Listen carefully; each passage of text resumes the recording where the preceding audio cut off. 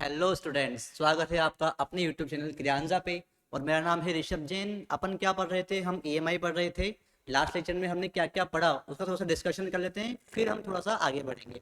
ठीक है। और लास्ट वीडियो में थोड़ा सा वॉइस प्रॉब्लम आया था, तो इस बार वो नहीं आएगा। ठीक है। तो हमने क्या पढ़ा था ईएमआई में, उसका थोड़ा सा डिस्कशन कर लेते हैं। हमने क्या क्या पढ़ा था? हमने पढ़ा था एक तो मैग्नेटिक फ्लक्स, याद है सबको? ठीक है, हमने पढ़ा था मैग्नेटिक फ्लक्स। मैग्नेटिक फ्लक्स कैसे इंड्यूस होता है, कहाँ से आता है, क्या चीज़ें हैं वो सब। उसके अलावा हमने पढ़ा था क्या?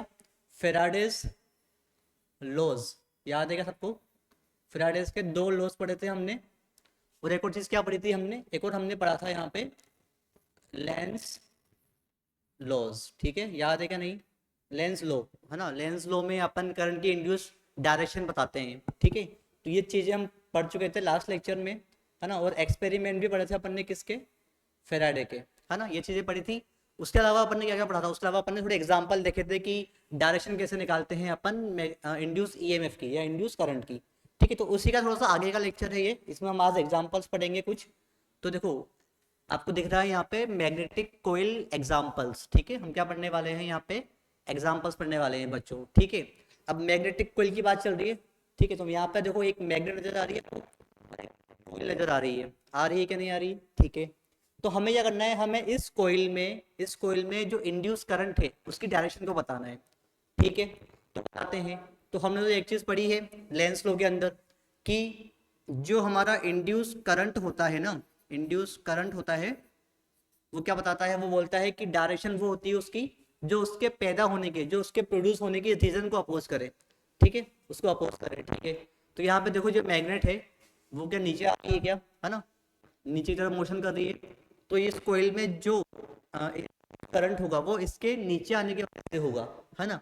जैसे करंट नीचे आ रही है, हमारी जो मैग्नेट नीचे आ रही है, तो इसका जो, अच्छा पता है अपन को कि जो मैग्नेटिक फील्ड होती है वो मैग्नेट के नॉर्थ पोल से निकलती है और साउथ में जाती है ना। तो जैसे जैसे पास आती जा रही होगी ये मैग्नेट, तो इसकी जो मैग्नेटिक फील्ड्स हैं वो भी पास आती जा रही होंगी। ठीक है, जितना पास आओगे उतना ही मैग्नेटिक फील्ड इंटेंसिटी बढ़ जाती है ना। जितना पास आ रहे मैग्नेटिक फील्ड बढ़,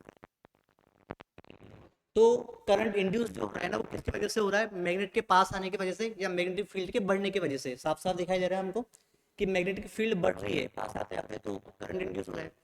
तो डायरेक्शन कैसे होगी? इसको अपोज करेगी, यानी कि इसका मतलब ये है कि मैग्नेटिक फील्ड को कम करना चाहेगी। तो नीचे आ रही तो हम चाहेंगे कि ऊपर जाए। तो करंट ऐसा होना चाहिए, उस इंड्यूस करंट की मैग्नेटिक फील्ड क्या करे?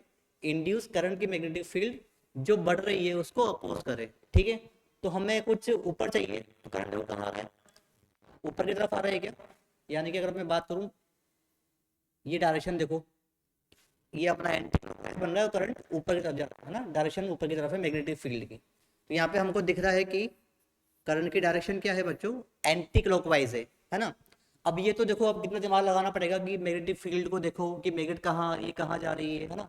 तो एक इससे भी अच्छा एक ट्रिक लेके आया हूँ कि उससे आपको इजीली समझ में आ जाएगा कि डायरेक्शन कैसे बतानी है।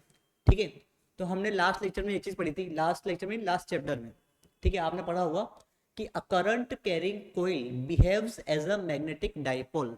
जो करंट कैरिंग कोइल होती है ना वो कैसा बिहेव करती है? डाइपोल की तरह बिहेव करती है। इसका मतलब क्या हुआ कि मान लो एक कोइल है, हमने कोइल बना रखी है, ध्यान से देखो इसमें करंट कैसा फ्लो हो रहा है? क्लॉकवाइज फ्लो हो रहा है क्या? दिख रहा है हमको? तो जब करंट क्लॉकवाइज फ्लो हो रहा है तो देखो यहाँ पे ना जो ये पोल बन रहा है, ये कैसा बन रहा है? साउथ पोल बन रहा है ना। ये शायद लास्ट लास्ट चैप्टर में पढ़ा होगा अपन ने।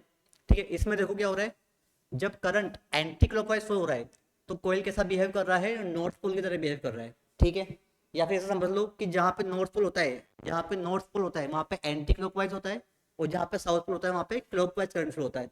दोनों तरफ से याद कर सकते हो, याद आप? ठीक है, तो जो हमने एग्जांपल अभी देखा ना ये मैग्नेटिक फील्ड बना के, उसको अपन क्या इसकी हेल्प से कर सकते हैं क्या? चलो देखते हैं। तो हमने देखो दोबारा ये एग्जांपल लिया, ये हमारा साउथ पोल, ये हमारा नॉर्थ पोल। ठीक है, कहाँ आ रहा है मैग्नेट? नीचे की तरफ आ रहा है, यानी कि नीचे आ रहा है। तो जो कोयल में करंट इंड्यूस हो रहा होगा, जो कोयल में करंट इंड्यूस हो रहा होगा ना, वो क्या हो रहा होगा? वो चाहेगा कि इसको अपोज करे, इसके नीचे आने को अपोज करे। तो बताओ नॉर्थ को जब अपोज करना है तो ऊपर कौन सा कोयल होना चाहिए? ऊपर कौन सा पोल होना चाहिए? नॉर्थ पोल होना चाहिए क्या? तो अगर ऊपर नॉर्थ है तो नीचे साउथ होगा, साफ साफ पता है हमको। ठीक है, तो हमें चाहिए कि ऊपर कैसा करंट फ्लो हो? नॉर्थ, नॉर्थ यानी कि एंटी क्लॉकवाइज फ्लो फ्लो। तो ठीक है, तो हमने क्या करा यहाँ पे, एक करंट की डायरेक्शन बना दी ये, क्या हमको दिख रहा है कि ये एंटी क्लॉकवाइज है। एंटी क्लॉकवाइज यानी कि नॉर्थ पोल तो समझ में आया हमको, है ना, हमें पता लगा कि यार नॉर्थ से अपोज करेगा इसको, तो डायरेक्शन कैसे होनी चाहिए, एंटी क्लॉकवाइज होनी चाहिए ना। तो ये सबसे एग्जांपल सही है, सही जगह कि हमको मैग्नेटिक फील्ड भी नहीं बनानी है, दो कुछ भी लगाना नहीं है कि राइट हैंड रूल लगाओ वो सब लगाओ, सिंपल आपको क्या देखना है, पोल देखना है। ठीक है, एक एग्जाम्पल देखते हैं इसका इजी सा। देखो एग्जाम्पल देखो, यहाँ पे दिख रहा है आपको कि यहाँ पे मैग्नेट ऊपर जा रही है ना, नॉर्थ पोल ऊपर जा रहा है, साउथ भी ऊपर जा रहा है। ठीक है, तो यहाँ पे जो इंड्यूस करंट है ना, वो किसकी वजह से हो रहा है, वो हो रहा है साउथ पोल के ऊपर जाने की वजह से। तो हम चाहेंगे कि साउथ नीचे आए, भी अपोजिट तो करना है अपन को। तो साउथ ऊपर जाए तो हम चाहेंगे कि नीचे आए, तो साउथ को कौन नीचे लेके आएगा, जब यहाँ पे क्या बन जाए, नॉर्थ पोल बन जाए। तो नॉर्थ पोल बनेगा यानी करंट वापस कैसा होगा, सिंपल सी बात है, अब ये पढ़ने पड़ा कि जहाँ पे नॉर्थ पोल होगा वहाँ पे करंट कैसा होगा, एंटी क्लॉकवाइज। क्लियर है क्या, इसी तरह अब देखो ये वाला एग्जांपल देखो क्या हो रहा है। इसमें हमने देखा कि एक मैग्नेटली वो नीचे जा रही है ना, नीचे जा रही है यानी कि कोयल से नॉर्थ पोल नीचे जा रहा है। तो हम क्या चाहते हैं कि इंड्यूस करंट अपोज करता है उसकी चेंज होने की वजह को, या पैदा होने की वजह को। ठीक है, तो नॉर्थ नीचे आ रहा है तो ये चाहेगा कि नॉर्थ ऊपर आए, ऊपर आए यानी कि यहाँ पे कौन सा वो बनेगा, पोल, साउथ पोल बनेगा। तो देखते हैं अब साउथ पोल है तो डायरेक्शन क्या बनेगी बच्चों, क्या ऐसी बनेगी क्या, देखो इसे देखो, साउथ पोल नीचे से देखो तो साउथ पोल दिख रहा है। ठीक है ना, चलो इसमें क्या हुआ, नेक्स्ट वाले में देखो, नेक्स्ट वाले में हमने देखा कि साउथ इस तरफ आ रहा है, साउथ इधर आ रहा है, तो साउथ के इस तरफ आने की वजह से ही क्या हो रहा है, साउथ के इस तरफ आने की वजह से ही क्या हो रहा है, कोयल में करंट इंड्यूस हो रहा है, तो इसको अपोज करना चाहेगा। तो साउथ को अपोज कौन करेगा, साउथ ही करेगा। तो यहाँ पे क्या बनना चाहिए, साउथ, इधर बनना चाहिए नॉर्थ। तो ये कोयल नजर आ रही है, कोयल में साउथ बनाना है अपन को ऐसे, तो कैसे बनेगा, है ना, ध्यान से देखना। कोयल को हम बनाते हैं यहाँ पे, जैसे उसमें बन रहा है वैसे बना लेते हैं। ठीक है, तो हमने क्या किया, यहाँ पे देखो साउथ बन रहा है तो हमने ऐसे बना दिया ना, करंट को देखो यहाँ से ऐसे कोयल इधर आ रही है इधर से, तो क्या बन गया हमारा, क्लॉकवाइज बन गया है। ठीक है, क्लियर है, तीन एग्जाम्पल समझ में आया अपन को। अब एक क्वेश्चन देखते हैं इसके ऊपर अपन। एक क्वेश्चन है यहाँ पे, what is the acceleration of magnet. हमको क्या करना है, एक मैग्नेट का एक्सेलरेशन निकालना है इन बोथ केसेस, दो केस दे रखे हैं हमको, है ना, for free fall. Free fall में समझते हो कि हमने छोड़ दिया, बस ग्रेविटी ही लग रही है उस पर और कुछ नहीं लग रहा है। ठीक है, तो पहला केस देखो, पहले केस में क्या हो रहा है, अब हमको पता है फ्री फॉल यानी कि बॉडी नीचे ही आएगी, यानी कि बॉडी नीचे आ रही है या मैग्नेट नीचे आ रही है, तो नीचे आने की वजह से कोयल में कुछ करंट इंड्यूस हो रहा होगा। ठीक है, अब ध्यान से देखना, नॉर्थ नीचे आ रहा है तो कोयल जाएगा कि नॉर्थ को ऊपर है, यानी कि इस मैग्नेट को अपोज करना चाहेगा। डायरेक्शन क्या बनेगी बोलते हैं, यहाँ पे बन रहा है नॉर्थ, नीचे बन रहा होगा साउथ, क्योंकि अपोज करेगा। ठीक है, तो डायरेक्शन क्या बनेगी, एंटी क्लॉकवाइज बनेगी क्या, सही बात है, एंटी क्लॉकवाइज बनेगी, तो मैग्नेट को अपोज कर रहा है। ठीक है भाई, अपोज कर रहा है यानी कि पहले गिर रहा था जी से, लेकिन एक्सेलरेशन कम हो जाएगा, स्पीड कम हो जाएगी, यानी कि इस केस में जो मैग्नेट का एक्सेलरेशन है ना, मैग्नेट का जो एक्सेलरेशन है वो जी से क्या होगा, जी से थोड़ा सा कम हो जाएगा, है ना, यानी कि बोल सकते हैं कि ए लेस देन जी हो जाएगा, क्योंकि थोड़ा सा अपोज कर रहा है तो थोड़ी स्पीड कम हो जाएगी उसकी ना जी से। ठीक है, इसमें देखते हैं इसमें क्या हो रहा है, इसमें भी सेम चीजें, नीचे आ रहा है, ये फ्री फॉल है, तो अब देखो नॉर्थ नीचे आ रहा है, तो कोयल जाएगा कि नॉर्थ ऊपर आए, ऊपर कैसा आएगा, जब यहाँ पे साउथ बना देंगे, यहाँ पे नॉर्थ बना देंगे।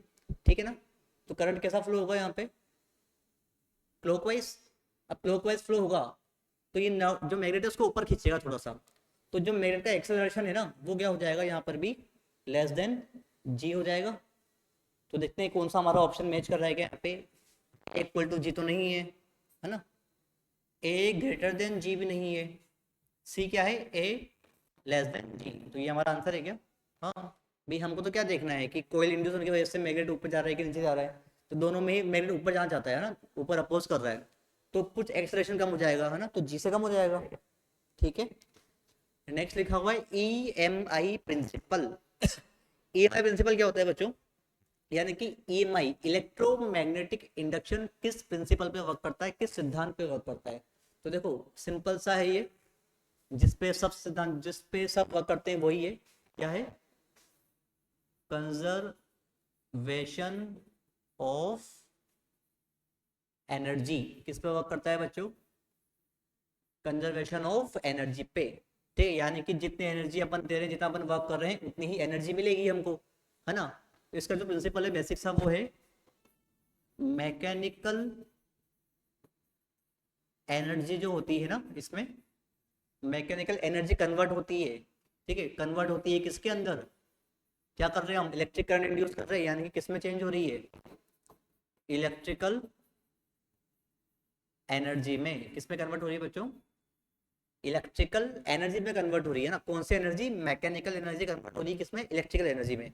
कैसे हो रहा है, देखो एक चीज बताता हूँ मैं आपको यहाँ पे। ठीक है, मान लो मैंने बोला कोई मैग्नेट है हमारे पास, ठीक है, यह है नॉर्थ, यह है साउथ, ठीक है, और यहाँ पे है एक हमारे पास कोयल, ठीक है, और ये जा रहा है इस तरफ, किससे, v वेलोसिटी से, है ना। हमने क्या किया, थोड़ा सा इसको पुश किया, हल्का सा ना, f टेंस टू 0, है ना, बहुत छोटा सा फोर्स लगाया, अभी आगे बढ़ा, ठीक है, आगे बढ़ा यानी कि इसकी मैग्नेटिक फील्ड क्या हो रहा है, जैसे जाता जा रहा है, जाता जा रहा है, तो है ना, या फिर मैग्नेटिक फील्ड देखो, या फिर देखो कि साउथ पास जा रहा है, तो इसमें जो करंट इंड्यूस हो रहा है वो किसके वजह से हो रहा है, साउथ के पास आने की वजह से, तो ये क्या चाहेगा, साउथ को दूर भगाएगा क्या, यानी कि यहाँ पे नॉर्थ बना देगा ये, है ना, नॉर्थ बना देगा, ठीक है, तो नॉर्थ बनाएगा, तो यहाँ से देखो कोयल हमारी ऐसी है, एंटी क्लॉकवाइज बनेगा, यानी कि ठीक है, एंटी क्लॉकवाइज बना दिया हमने, ठीक है, हाँ सही है, ठीक है ना, एंटी क्लॉकवाइज बना दिया अपन ने। तो अब अपोज करेगा इसको, यानी कि थोड़ा सा आगे जाएगा, लेकिन इसकी वजह से अपोज हो जाएगा, तो यहाँ पे कहीं पे हमारी मैग्नेट वापस रुक जाएगी, फिर हमको फोर्स देना पड़ेगा, वापस आगे जाएगा, फिर अपोज करके फिर रुक जाएगा, फिर चलाना पड़ेगा, फिर आगे जाएगा, कुछ करंट इंड्यूस होगा, फिर रुक जाएगा, यानी कि बार बार हमको क्या करना पड़ रहा है, एक्सटर्नल फोर्स तो देना पड़ रहा है। वही एक्सटर्नल फोर्स किस में चेंज हो रहा है, हमारे इलेक्ट्रिक एनर्जी में चेंज हो रहा है। हमें थोड़ा फोर्स बार हमें कुछ पुश करना पड़ रहा है, क्योंकि एक टाइम पे अगर रुक जाती है भाई, है ना, एक टाइम पे अगर रुक जाती है हमें दोबारा करना पड़ता है। लेंस लो ये तो बोलता है, लेंस लो इसलिए बनाया गया है कि हमें बार बार वर्क करना पड़े, ठीक है, बात समझ में आई। तो हमको इतना याद रखना है कि कंजर्वेशन ऑफ एनर्जी पे रिलेट करता है, और मैकेनिकल एनर्जी को किसमें, इलेक्ट्रिकल एनर्जी में कन्वर्ट करता है। अब एक क्वेश्चन दे रखा है बच्चों यहाँ पे, फाइंड इंड्यूस्ड ईएमएफ। क्या फाइंड करना है आपको, एक तो इंड्यूस ईएमएफ फाइंड करना है, और क्या फाइंड करना है, इंड्यूस करंट फाइंड करना है, और क्या फाइंड करना है, टोटल चार्ज फ्लो यानी कि क्यू फाइंड करना है। कैसे करेंगे, कुछ आइडिया, क्या क्या गिवन है अपन को, है ना, t इक्वल टू 0 से t equal to T naught तक अपन को करंट को, चार्ज को, फ्लो को फाइंड करना है। हमें एक मैग्नेटिक फील्ड रखी है जो टाइम पे डिपेंड कर रही है, क्या, b equal to B naught T square पे डिपेंड कर रही है, यानी कि टाइम पे डिपेंड कर रही है, ठीक है।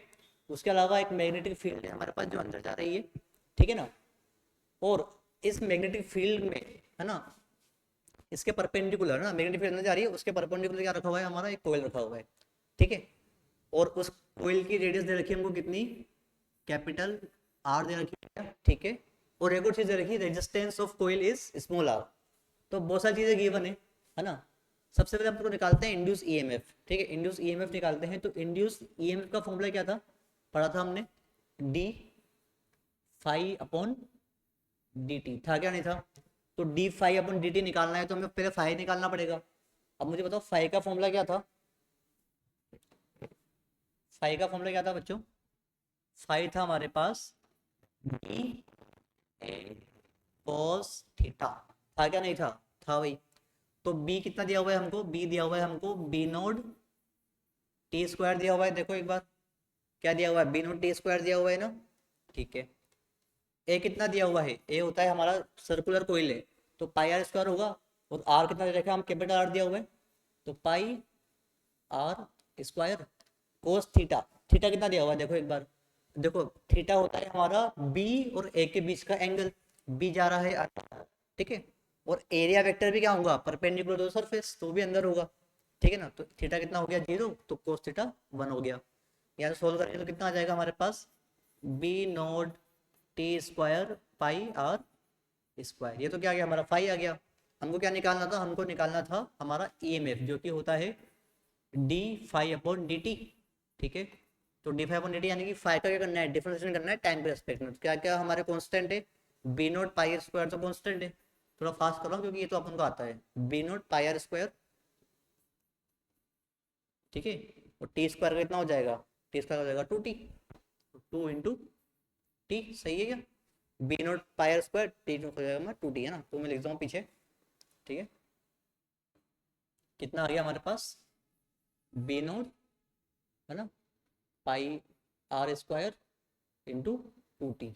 ठीक है, ये हमारा क्या आ गया, ईएमएफ आ गया, फर्स्ट चीज आ गई। अब सेकंड चीज क्या पूछी है, सेकंड चीज पूछी है इंड्यूस्ड करंट, है ना। अब करंट का फॉर्मूला क्या होता है, पता है सबको। करंट होता है हमारे पास ई अपॉन आर, होता है क्या नहीं होता, ईएमएफ अपॉन आर। ठीक है, तो ईएमएफ कितना निकला, 2 b0 pi R square into T upon R. ठीक है, आ गया हमारा इंड्यूस ईएमएफ भी, इंड्यूस करंट भी आ गया और इंड्यूस ईएमएफ भी आ गया। क्या निकालना है और अपन को, total charge that flow from T equal to 0 से T equal to T naught. ठीक है, तो कैसे निकालेंगे, कुछ आइडिया है क्या। एक ट्रिक बताता हूँ मैं, क्या हमने पढ़ा हुआ है I instantaneous equal to D Q by D T, पढ़ा हुआ है क्या। ठीक है, और हमने एक और फॉर्मूला पढ़ा हुआ है आई का, अभी कुछ दिन पहले पढ़ा था, D phi upon D T into, पढ़ा था या नहीं पढ़ा था। दोनों करंट क्या है हमारे, इंस्टेंटेनियस ही है ना, ये इंस्टेंटेनियस हमारा इंड्यूस करंट है, तो दोनों को इक्वल कर सकते हैं क्या अपन, हाँ कर सकते हैं। तो मैंने क्या किया, D Q upon D T को किसके इक्वल कर दिया, D phi upon D T into 1/r, सही है क्या। ठीक है, क्या डी टी से डी टी गया, तो क्या बचा बच्चा यहाँ पे बचा D Q equal to D phi upon R, बचा क्या नहीं बचा। तो इसको एक और तरीका है लिखने का, इसको अपन क्या कर सकते हैं, इसको अपन क्या, del Q equal to del phi upon R कर सकते हैं क्या। ये है आपका फॉर्मूला किसका, चार्ज निकालने का, है ना। और भी तरीके हैं लेकिन सबसे इजी तरीका है ये, क्योंकि हमें फाई पता है तो आर पता निकाल सकते हैं। फाई पता था कितना था, फाई हमको दिया हुआ था कितना, अभी अपन निकालता ना फाई, बी ए कोस थीटा करके, याद है। तो क्या होता था, बी हमारा था B naught pi R square into 2t, ये निकालता, देख लो एक बार लास्ट इसमें कितना था, अपन ने निकालता। ठीक है, डी फाई अपन डी टी कर देता ना अपन ने, वो एक मिनट बताता हूँ आपको ना, कितना था, B naught T square pi, अच्छा ठीक है, अपन ने वो तो ई एम एफ निकाल लिया था, B naught pi R square T square. ठीक है, क्या था बच्चों, बी नोट, मैं दोबारा लिखता हूँ यहाँ पे,